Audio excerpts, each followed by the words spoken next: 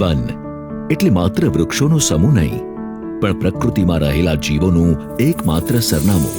અહીં ખળખળ વહેતા ઝરણા એ જંગલોની જીવાદોરી છે.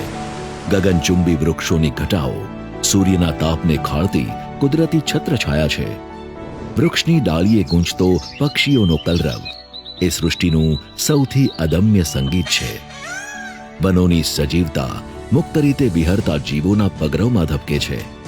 આ વન આપણને પ્રાણવાયુ, વરસાદ, ફળફૂલ, લાકડું, મધ, લાખ અને ઔષધિ જેવી વિવિધ વન પેદાશો ભેટમાં આપે છે અને અર્થવ્યવસ્થા જાળવવામાં મદદ કરે છે.